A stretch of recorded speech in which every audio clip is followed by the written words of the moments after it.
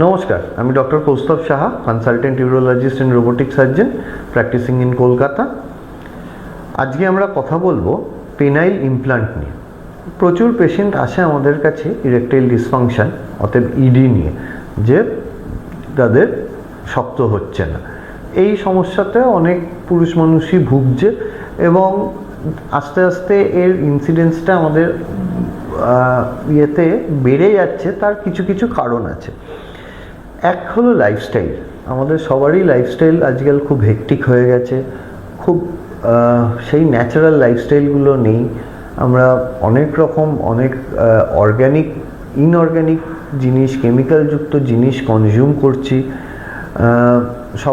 অনেকের মধ্যে অ্যাডিকশানের একটা জিনিস আছে, সেটা সিগারেট বলুন বা অ্যালকোহল বলুন, সেই জিনিসগুলো আছে, বা টোব্যাকো চিউইং বলুন, সেগুলো একটা ফ্যাক্টর করে।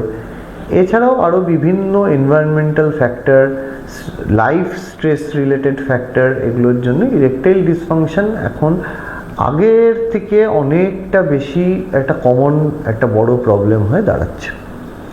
ইরেকটাইল ডিসফাংশনের মেন চিকিৎসা ওষুধের দ্বারা, এবং রুট কজটা যদি খুঁজে পাওয়া যায়, সেই রুট কজটাকে খুঁজে বার করে তার চিকিৎসা করা। সুগার একটা কজ, কেননা সুগার পেশেন্টদের আস্তে আস্তে নার্ভ এন্ডিংসগুলো সুগারের জন্য, আনকন্ট্রোলড সুগারের জন্য নার্ভ এন্ডিংসগুলো ড্যামেজ হতে থাকে, সেটা একটা কজ।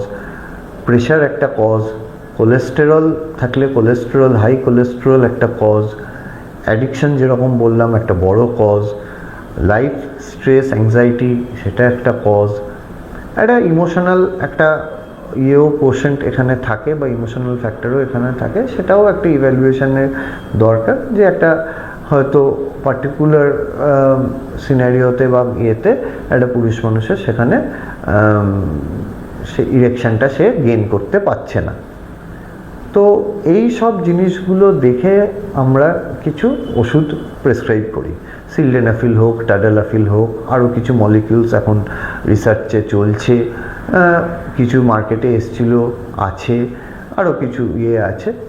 এর সাথে অ্যাসোসিয়েটেড থাকে প্রিম্যাচিওর ইজাকুলেশন মানে শীঘ্র পতন। তো এই যে erectile dysfunction and premature ejaculation, এটা মোস্টলি কিন্তু একটা মেডিকেল চিকিৎসা। তার সাথে কিছু ক্ষেত্রে কাউন্সিলিংয়েরও দরকার হয়, যাদের এই ইমোশনাল কজটা একটা ফ্যাক্টর প্লে করে। এবং রুট কজ যেটা, যে ধরুন আপনার সুগার আছে, তো সুগারটা প্রপার ভালো করে কন্ট্রোল করা, আপনার কোলেস্টেরল আছে, কোলেস্টেরলটা কন্ট্রোল করা, প্রেশার আছে, প্রেশারটা কন্ট্রোল করা, অ্যাডিকশান থাকলে অ্যাডিকশানটা বন্ধ করা, বা আর কোনো এক্সট্রা কোনো যদি আর কিছু কজ থাকে সেই জায়গাগুলোকে ট্রিট করা। এরপরে দেখা যায় অনেক পেশেন্ট এই সব কিছু করেও দেখা যায় যে পেশেন্ট ওষুধ খেয়ে বা ওষুধ ছাড়াও এখন একরকম ওই ইন্ট্রাক্যাভার্নোসাল ইঞ্জেকশনের একটা আছে, যেটা যদিও রেডিলি খুব অ্যাভেলেবল না, তাহলেও সেটার একটা উপায় আছে। সেই জিনিসগুলো করেও কারোর মানে সেই ইরেকটাইল ডিসফাংশনটা ঠিক হচ্ছে না। তাদের কাছে একটা তখন চূড়ান্ত ডিসিশন বা একটা চূড়ান্ত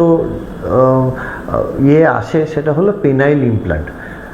আজকাল অনেক জায়গায় আপনারা এই পেনাইল ইমপ্ল্যান্টের কথা আলোচনা শুনবেন, বা এই পেনাইল ইমপ্ল্যান্ট নিয়ে আজকাল অনেক ডিসকাশন হচ্ছে, বা অনেকেই হয়তো দেখবেন চেনা পরিচিতির মধ্যে। এটা দেখুন, করলেও কেউ সবাই বলতে চায় না, কিন্তু হয়তো কারোর থেকে শুনেছেন যে হ্যাঁ আমি করিয়েছি এই জিনিসটাই। পেনাইল ইমপ্ল্যান্ট নিয়ে আমরা একটু ডিসকাস করব।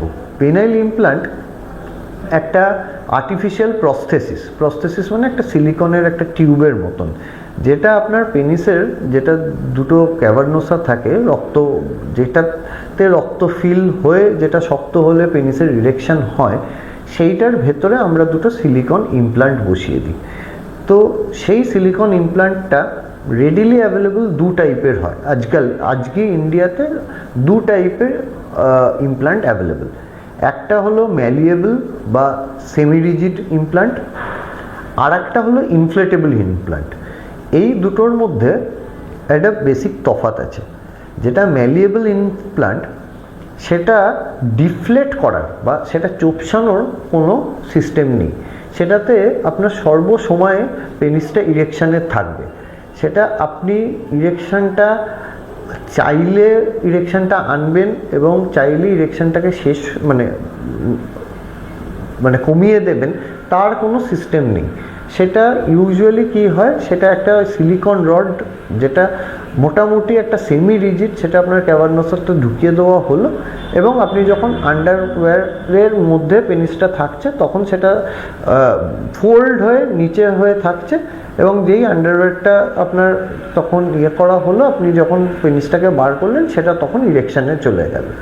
তো এটা পার্মানেন্টলি ইরেক্ট একটা অবস্থায় থাকে, যেটা আপনাকে নর্মাল সময় একটা আন্ডারওয়্যার বা একটা টাইট আন্ডারগার্মেন্টস দিয়ে আপনাকে সেটাকে ম্যালিয়েবলি সেটাকে কাইন্ড অফ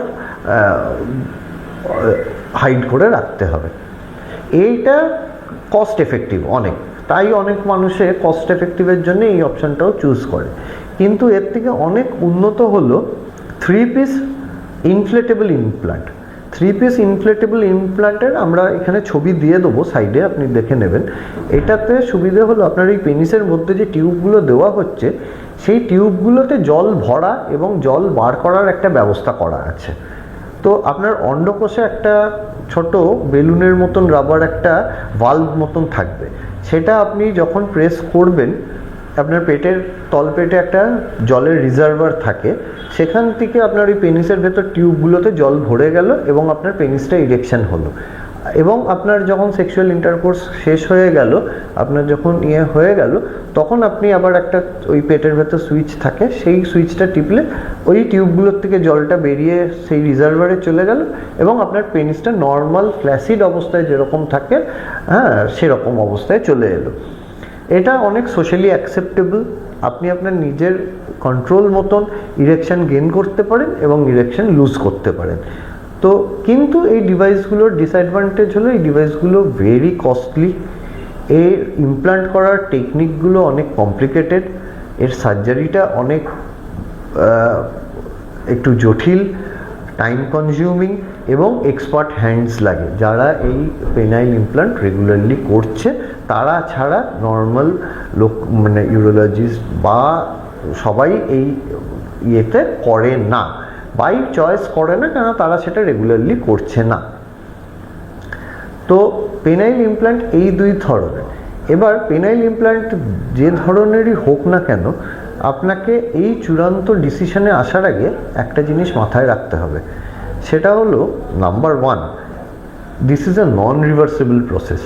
আপনি আজকে পেনাইল ইমপ্লান্ট বসালেন আর 4 মাস পরে ভাবলেন না এটা আমার স্যুট করছে না, আমি বার করে নেব, সেটা কিন্তু খুব ইজিলি পসিবল নয়।